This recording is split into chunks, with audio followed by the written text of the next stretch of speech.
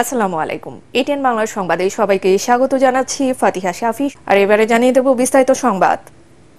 চট্টগ্রামের হালি শহরে বঙ্গবন্ধু শেখ মুজিব ব্যাটারি কমপ্লেক্সের উদ্বোধন করেছেন প্রধানমন্ত্রী শেখ হাসিনা। সেনাবাহিনীর প্রশিক্ষণের জন্য আর্টিলারি সেন্টার অ্যান্ড স্কুলে নির্মিত হয়েছে কমপ্লেক্সটি। মুজিব ব্যাটারি হল ভারী অস্ত্র সংবলিত বাংলাদেশের প্রথম আর্টিলারি ইউনিট। প্রশিক্ষিত গোলন্দাজ বাহিনী গড়ে তোলার পাশাপাশি বিভিন্ন দেশের সেনা সদস্যদের প্রশিক্ষণে যা ব্যবহৃত হবে। আরও জানাচ্ছেন আপেল মাহমুদ।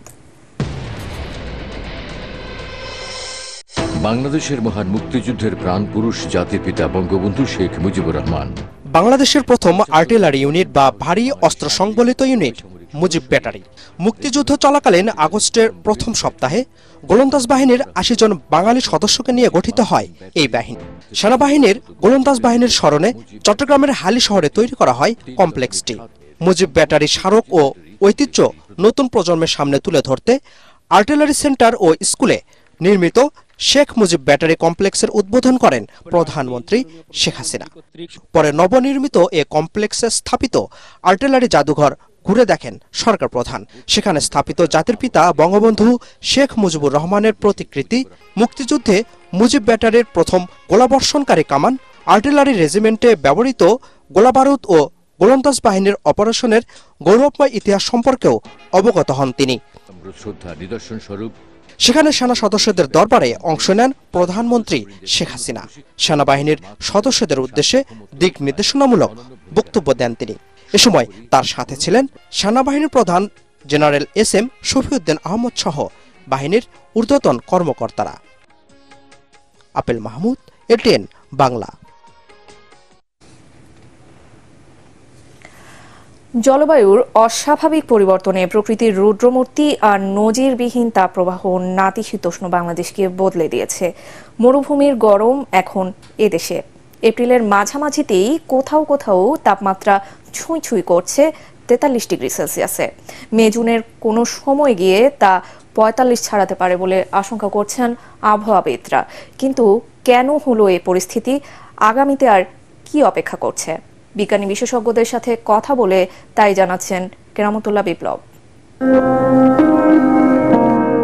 ১৫-২০ বছর আগে তো সবুজ শ্যামলী ছিল বাংলার গ্রাম গ্রামান্তর, বন জঙ্গলও ছিল প্রচুর। বিশেষ করে ম্যানগ্রোভ সুন্দরবনের অসাধারণ প্রাকৃতিক বৈচিত্র্য বিশ্বজুড়ে গর্বিত করেছিল বাংলাদেশকে। জলবায়ু সুরক্ষিত রাখতে যে কোনো দেশের মোট আয়তনের অন্তত ২৫% বনভূমি প্রয়োজন। বাংলাদেশে এখন তা আছে ১৫% মতো। ১২%-এরও বেশি বনভূমি উজাড় হয়েছে গেল ৫০ বছরে। তাই মরুভূমির রূপ পেতে শুরু করেছে দেশের বিভিন্ন এলাকা। বিশেষ করে নদী, চর ও উপকূলের মাটি ও পানির তাপমাত্রা বাড়ছে, উৎপাদন ক্ষমতা হারাচ্ছে এসব এলাকা। ষড় ঋতুর দেশ ছিল, প্রত্যেকটা ঋতুর শুরুর একটা নির্দিষ্ট তারিখ ছিল, শেষ হওয়ার নির্দিষ্ট তারিখ ছিল, এটা নেই। গত বছর যেমন বসন্ত আমরা দেখিনি, গত বছর আষাঢ় শ্রাবণে বৃষ্টি আমরা দেখিনি, বৃষ্টি হয়েছে অক্টোবরে, অর্থাৎ ভাদ্র আশ্বিনে। এই জলবায়ু পরিবর্তন কারণে যে বিভিন্ন অভিঘাতগুলো, বিভিন্ন বিরূপ প্রতিক্রিয়াগুলো, এটার কোনো ধারাবাহিকতা নেই, এগুলো ইরাটিক। ২ বছর ধরে দেশে অস্বাভাবিক গরম পড়ছে। এপ্রিলের এই সময়ে যখন মধ্যপ্রাচ্যের দেশগুলোতে সর্বোচ্চ তাপমাত্রা ৩০-৩২ ডিগ্রি, সেখানে বাংলাদেশের প্রায় ৪৩। এ পরিস্থিতিকে চরম উদ্বেগের বলছে জাতিসংঘ। পরিবর্তিত এই আবহাওয়ায় ব্যাপক ফসলহানি, অনেক মানুষের মৃত্যুর আশঙ্কাও করছে তারা। 20 countries more impacted. 20টি দেশ জলবায়ুর পরিবর্তনে মারাত্মক ঝুঁকিতে আছে, যেসবে ভবিষ্যতে বড় বড় দুর্যোগ হবে। আফ্রিকার মতো দুর্দশা ঠেকাতে এশিয়ার এসব দেশেও কার্বন নির্গমন কমাতে হবে। মরুকরণ ও তাপমাত্রা কমাতে প্রাকৃতিক সুরক্ষার সাথে সাথে সবুজায়নের তাগিদ দিচ্ছেন দেশি বিদেশি বিশেষজ্ঞরা। একই সাথে ভূগর্ভস্থ পানির ব্যবহারও কমানো জরুরি বলে জানান এই জলবায়ু বিজ্ঞানী ও বিশেষজ্ঞরা। আশেপাশের এই ভূপ্রকৃতি দেখে অনেকেই মনে করতে পারেন এটি একটি মরু উদ্যান কিংবা পাহাড়ি এলাকা, কিন্তু বাংলাদেশের কক্সবাজারে এই এলাকাটি মানুষের কাছে পানি সংকটের জন্য বহুল পরিচিত। এই এলাকার মানুষেরা বহু বছর ধরে পানি সংকটের কারণে রোগবালায় আক্রান্ত হচ্ছেন, কৃষিকাজও মারাত্মকভাবে ব্যাহত হচ্ছে। কেরামতুল্লাহ বিপ্লব, এটিএন বাংলা, কক্সবাজার। প্রচণ্ড তাপপ্রবাহ থেকে শিশুদের নিরাপদে রাখতে সারা দেশের স্কুল আজ থেকে 5 দিন বন্ধ রাখা হয়েছে। আবহাওয়া অধিদপ্তর জানিয়েছে আগামী 3 দিন চলমান তীব্র তাপপ্রবাহ আরও বাড়বে। বাতাসে অতিমাত্রায় জলীয় বাষ্প থাকায় স্বাভাবিকের চেয়ে 4 থেকে 5 ডিগ্রি বেশি তাপমাত্রা অনুভূত হওয়ায় অস্বস্তি বেড়েছে। এদিকে অপরিকল্পিত নগরায়ন ও মাত্রাতিরিক্ত গাছ নিধনের কারণে আগামী দিনে তাপমাত্রা সহ্যের বাইরে চলে যাবে বলে মনে করছেন নগরবিদরা, যা জনস্বাস্থ্যকে হুমকির মুখে ফেলে দেবে বলে আশঙ্কা করছেন তারা। ঐশী গোস্বামী প্রমাণ রিপোর্ট। দেশের বিভিন্ন বিভাগ ও জেলার উপর দিয়ে বয়ে যাওয়া তীব্র দাবদাহে অতিষ্ঠ জনজীবন। একটু ছায়ার সন্ধানে এদিক সেদিক ছুটে বেড়াচ্ছেন অনেকেই। বাতাসে জলীয় বাষ্প বেড়ে যাওয়ায় বেড়েছে অস্বস্তি। তবে চলমান তাপপ্রবাহ আরও বাড়বে বলে জানিয়েছেন আবহাওয়াবিদ মোহাম্মদ ওমর ফারুক। 24-25 তারিখে হালকা বৃষ্টির সম্ভাবনা থাকলেও তাপমাত্রা কমার কোনো সম্ভাবনা নেই বলেও জানান তিনি। কার্বন ডাইঅক্সাইড কিন্তু তাপমাত্রাকে আটকে দিচ্ছে, অর্থাৎ সে রেডিয়েশনটাকে আটকে দিচ্ছে। আটকে দেওয়ার কারণে কিন্তু তাপমাত্রা বৃদ্ধি পাচ্ছে। এদিকে গাছ কেটে গড়ে তোলা অপরিকল্পিত নগরায়ন ব্যবস্থাকে তীব্র দাবদাহের কারণ বলছেন নগরবিদ ইকবাল হাবিব। সময় উপযোগী সিদ্ধান্ত না নিলে জনস্বাস্থ্য হুমকির মুখে পড়তে পারে বলেও জানান তিনি। পরিকল্পিতভাবে আজকে যদি যাত্রা শুরু করা যায়, ব্যক্তি হিসাবে তার নিজের বাড়িতে গাছ বাগান থেকে শুরু করে বারান্দা বাগান থেকে শুরু করে একটা প্রতিরোধ বুদ্ধ তৈরি করা সম্ভব। উদ্যোগ নেওয়াটা গুরুত্বপূর্ণ প্রতিশ্রুতির বদলে। একই সঙ্গে ব্লু নেটওয়ার্ক, অর্থাৎ খালগুলো, তার সাথে জলাধারের সম্পর্ক, তার সাথে নদীর সম্পর্ক, এই পুরো কার্যক্রমকে বাস্তবায়নমুখী একটি পদক্ষেপ গ্রহণ করা দরকার। অস্বাভাবিক এই জলবায়ু পরিবর্তন মোকাবেলায় অঞ্চলভিত্তিক সবুজায়নের বিকল্প নেই বলেও জানান এই নগরবিদ। ঐশী গোস্বামী প্রমা, এটিএন বাংলা, ঢাকা। আসন্ন বোরো মৌসুমের ধান ও চালের সংগ্রহ মূল্য নির্ধারণ করেছে সরকার। আজ মন্ত্রিপরিষদ সভাকক্ষে খাদ্য পরিকল্পনা পরিধারণ কমিটি এফপিএমসির সভায় এই মূল্য নির্ধারণ করা হয়। সভায় সভাপতিত্ব করেন খাদ্যমন্ত্রী সাধন চন্দ্র মজুমদার। সভায় আসন্ন বোরো সংগ্রহ 2024 মৌসুমে 5 লাখ টন ধান, 11 লাখ টন সিদ্ধ চাল, 1 লাখ টন আতপ চাল এবং 50,000 টন গম সংগ্রহের লক্ষ্যমাত্রা নির্ধারণ করা হয়েছে। প্রতি কেজি বোরো ধানের সংগ্রহ মূল্য নির্ধারণ করা হয়েছে 32 টাকা, সিদ্ধ চাল 45 টাকা, আতপ চাল 44 টাকা এবং গম 34 টাকা। 2023 সালে ধান চালের সংগ্রহ মূল্য ছিল যথাক্রমে ধান 30 টাকা, সিদ্ধ চাল 44 টাকা এবং গম 35 টাকা।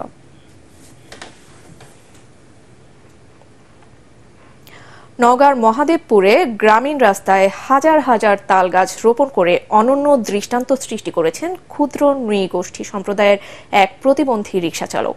বিভিন্ন গ্রামীণ সড়কের দুপাশে শোভা পাচ্ছে তার লাগানো সারি সারি তাল গাছ।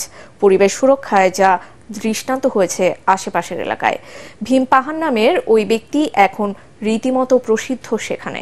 নওগাঁ প্রতিনিধি রায়হান আলমের রিপোর্ট, জানাচ্ছেন জাহিদুল আলম। আদিবাসী ভীম পাহান 16 বছর বয়স থেকে নওগাঁর মহাদেবপুর উপজেলার বিভিন্ন গ্রামীণ রাস্তার দুপাশে শুরু করেন তাল গাছ রোপণ। শুধু বীজ রোপণ করেই থেমে নেই, নিয়মিত পরিচর্যাও করেন এগুলোর। রিকশা চালানোর ফাঁকে ফাঁকে তিনি এই কার্যক্রম চালিয়ে যাচ্ছেন। এখন পর্যন্ত 16,000 তালের বীজ রোপণ করেছেন তিনি। তবে অনেক জমির মালিক গাছ কেটে ফেলায় বর্তমানে দাঁড়িয়ে আছে 10 থেকে 12,000 তাল গাছ। আমি 30 বছর থেকে গাছ লাগাই, মেহনত করে আটি নিয়ে আসি, দুই পাশে পুঁতি, গাছগুলা হয়েছে, এত সুন্দর লাগে, খুব আনন্দিত লাগে। সড়কের শোভা বর্ধনের সাথে সাথে মাটির ক্ষয়রোধ ও বজ্রপাত প্রতিরোধ করছে এসব তাল গাছ। ফলে এলাকাবাসীর প্রশংসায় ভাসছেন প্রতিবন্ধী এই মানুষটি। বজ্রপাত ঠেকানোর জন্য তাল গাছ খুবই উপকারী। সে যে একটা প্রশংসার কাজ করেছে, যে প্রশংসার দাবিদার, সে আসলে তাকে প্রশংসা করতেই হয়, না করার কোনো কারণ নেই। আমরা যেটা পারি সে করে দেখিয়েছে যে আসলে কিছু না থাকলেও কাজ করা যায়। একজন আদিবাসী সম্প্রদায় তার সচেতনতাতে আমরা কিন্তু আকৃষ্ট তার প্রতি। বিশ্বজুড়ে জলবায়ু সংকট ও এর অস্বাভাবিক পরিবর্তন মোকাবেলায় ভীম পাহান হতে পারেন আমাদের আদর্শ, এমনটাই মত স্থানীয়দের। Bureau report, ATN Bangla. সরকারি নিষেধাজ্ঞার তোয়াক্কা না করে জয়পুরহাটের আঞ্চলিক মহাসড়ক ও সড়কগুলোতে অবাধে চলছে ঝুঁকিপূর্ণ শ্যালো ইঞ্জিন চালিত নসিমন, করিমন ও ভটভটি। এতে প্রায় ঘটছে দুর্ঘটনা। এসব অবৈধ পরিবহনের কারণে ক্ষতিগ্রস্ত হচ্ছেন অন্যান্য পরিবহন ব্যবসায়ীরা। দ্রুত এসব বন্ধের দাবি জানান পরিবহন নেতারা। জয়পুরহাট প্রতিনিধি রফিকুল ইসলাম রফিকের রিপোর্ট, জানাচ্ছেন মুশফিকুর রহমান। জয়পুরহাটে কৃষিপণ্য সহ অন্যান্য মালামাল সরবরাহের জন্য মানুষ ভ্যানের পরিবর্তে সেচ কাজে ব্যবহৃত শ্যালো মেশিন, লোহা ও রড দিয়ে নসিমন, করিমন সহ ভটভটি তৈরি করছে। জেলায় প্রায় ৮,০০০ অবৈধ নসিমন ও করিমন বাণিজ্যিক যানবাহনে পরিণত হয়েছে। চালকদের প্রশিক্ষণ না থাকায় প্রায়ই ঘটছে দুর্ঘটনা। অন্যদিকে জেলার বিভিন্ন পয়েন্টে এসব অবৈধ বাহন থেকে চাঁদা আদায় করা হচ্ছে। নিয়মের তোয়াক্কা না করে তারা এই শহরের মেন শহরে প্রদর্শন করে আমাদের চলাচলে বাধা বিঘ্ন সৃষ্টি করছে। সমিতি করছে জয়পুরহাট ও দশিমন ভটভটি সমিতি ৩,০০০ টাকা করে কারেন্ট নেয়, তা বাদেও আমাদের হয়রানি হতে হয়। এদিকে অবৈধ এসব বাহন বন্ধে সরকার দ্রুত ব্যবস্থা না নিলে কঠোর আন্দোলনের হুঁশিয়ারি দিয়েছেন শ্রমিক নেতারা। হাইকোর্ট থেকে নির্দেশনা আছে, নির্দেশ যে অবৈধ কোনো গাড়ি মহাসড়ক এবং আঞ্চলিক মহাসড়কে চলবে না, সেটাকে উপেক্ষা করে এখনো চলতেছে। আমরা ভ্যাট ট্যাক্স অগ্রিম দেই সরকারকে, সেই সুযোগ সুবিধাটা আমরা পাই না। এসব বাহন শহরে প্রবেশ না করার নির্দেশনা দেওয়া হয়েছে বলে জানিয়েছেন জয়পুরহাটের পুলিশ সুপার। এখানে শহরের ভিতরে একটা বড় বাজার, গরুর বাজার রয়েছে। এই বাজারকে কেন্দ্র করে বিভিন্ন দূর দূরান্ত থেকে, বিভিন্ন জেলা থেকে গরু আমদানিকারকরা নসিমন করিমন করে গাড়ি দিয়ে গরু নিয়ে আসতো। তাদেরকে আমরা শহরে 4টা পয়েন্টে বাইরে আটকে দিয়েছি। শহরের ভিতরে ঢুকতে পারছে না, এতে আমাদের যানজট অনেকাংশে লাঘব হয়েছে। এসব অবৈধ যানবাহন সড়ক ও মহাসড়কে চলাচল বন্ধে দ্রুত পদক্ষেপ নেওয়ার দাবি জানায় এলাকাবাসী। মুশফিকুর রহমান, এটিএন বাংলা। দেশের প্রথম স্যাটেলাইট টেলিভিশন চ্যানেল এটিএন বাংলার সাথে যৌথভাবে কাজ করতে চুক্তি স্বাক্ষর করেছে এজিএফ জাপান ও কাওয়াই গ্রুপ। এর আওতায় দক্ষ শ্রমিক ও মেধাবী তরুণদের ফ্রি ট্রেনিং দিয়ে জাপানে পাঠানো হবে। কাউরান বাজারে এটিএন বাংলার প্রধান কার্যালয়ে আয়োজিত বৈঠকে আগামী তারকা সিজন 2 এর গ্র্যান্ড ফাইনালের টাইটেল স্পন্সর এজিএফ জাপান ও কাওয়াই গ্রুপের সাথে চুক্তি স্বাক্ষর করেন এটিএন বাংলা ও এটিএন নিউজের চেয়ারম্যান ডক্টর মাহফুজুর রহমান। আরও জানাচ্ছেন মুস্তাফিজুর রহমান। সারা দেশের প্রতিভাবানদের নিয়ে এটিএন বাংলার জনপ্রিয় অনুষ্ঠান আগামীর তারকা। সিজন 2 এর গ্র্যান্ড ফাইনালের টাইটেল স্পন্সর হিসেবে চুক্তি করে এজিএফ জাপান ও কাওয়াই গ্রুপ। রাজধানীর কারওয়ান বাজারে এটিএন বাংলার প্রধান কার্যালয়ে চুক্তিতে স্বাক্ষর করেন এটিএন বাংলা ও এটিএন নিউজের চেয়ারম্যান ডক্টর মাহফুজুর রহমান এবং এজিএফ জাপান ও কাওয়াই গ্রুপের চেয়ারম্যান দেওয়ান সামির। এই সময় দুই পক্ষের আলোচনায় প্রাধান্য পায় বাংলাদেশের দক্ষ শ্রমিক এবং মেধাবী তরুণরা। ফ্রি ট্রেনিং দিয়ে তাদের জাপানে পাঠানো হবে বলে জানানো হয়। আগামী বছর তারা একটি টাইটেল স্পন্সর হিসাবে সারা বাংলাদেশ থেকে এই ধরনের প্রতিভাবানদের খুঁজে নিয়ে আসবে।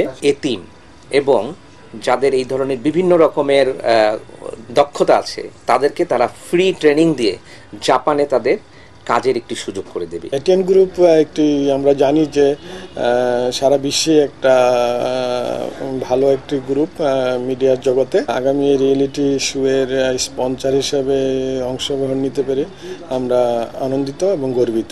অনুষ্ঠানটি টেলিভিশন এবং সকল প্রকার ডিজিটাল সত্য এটিএন বাংলার পক্ষে সংরক্ষিত থাকবে। মুস্তাফিজুর রহমান, এটিএন বাংলা, ঢাকা। এবারে থাকছে আল আরাফা ইসলামী ব্যাংক অর্থ সংবাদ।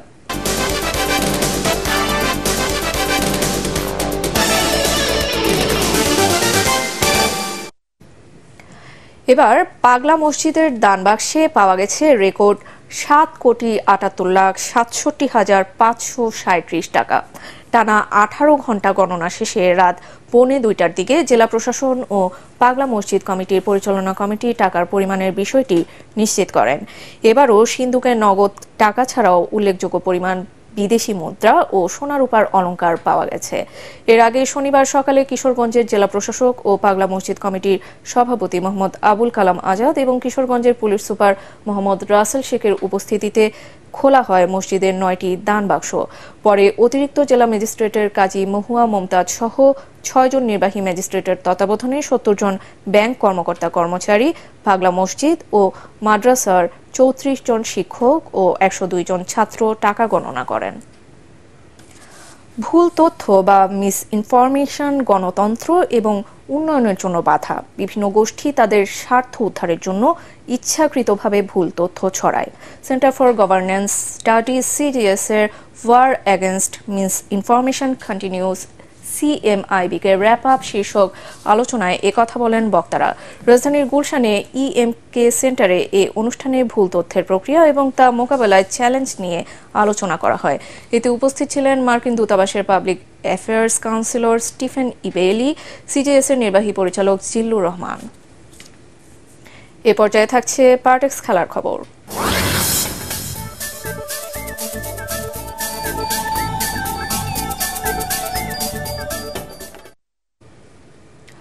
লিওনেল মেসির জোড়া গোলে মেজর লিগ সকারে ন্যাশভিলকে 3-1 গোলে হারিয়েছে ইন্টার মায়ামি। জেটস স্টেডিয়ামে 2 মিনিটে নেগ্রির আত্মঘাতী গোলে এগিয়ে যায় ন্যাশভিল। তবে লিওনেল মেসির দৃঢ়তায় 11 মিনিটেই সমতায় ফেরে টাটা মার্টিনোর দল। এরপর 39 মিনিটে মেসির পাস থেকে হেডে প্রতিপক্ষের জালে বল পাঠান সার্জিও বুস্কেটস। 53% বল দখলে রাখা মায়ামির হয়ে 81 মিনিটে পেনাল্টিতে দ্বিতীয় গোলটি করেন আর্জেন্টিনার বিশ্বকাপ জয়ী তারকা। এই জয়ে পয়েন্ট টেবিলের শীর্ষস্থান ধরে রেখেছে ইন্টার মায়ামি। চেলসিকে 1-0 গোলে হারিয়ে FA কাপের ফাইনালে উঠেছে ম্যানচেস্টার সিটি। ওয়েম্বলিতে শুরুর গোলের সুযোগ পায় পেপ গার্দিওলার দল, কিন্তু ফিল ফোর্ডেন গোলরক্ষককে একা পেয়েও তা কাজে লাগাতে পারেননি। এরপর কোল পালমারের শট ফিরিয়ে চেলসিকে গোল বঞ্চিত করেন ম্যান সিটি গোলরক্ষক। ব্লুদের হয়ে সুযোগ নষ্ট করেন জ্যাকসন। অবশেষে 84 মিনিটে পচেত্তিনির দলের রক্ষণ ভেঙে সিটিকে লিড এনে দেন বের্নার্দো সিলভা। সেই গোল আর শোধ দিতে পারেনি চেলসি। আর এই ছিল এখনকার মতো। রইল পরবর্তী সংবাদ দেখার আমন্ত্রণ। ATN বাংলা সংবাদ ইউটিউবে দেখতে ব্রাউজ করুন, youtube/ATN বাংলা নিউজ। ধন্যবাদ সবাইকে।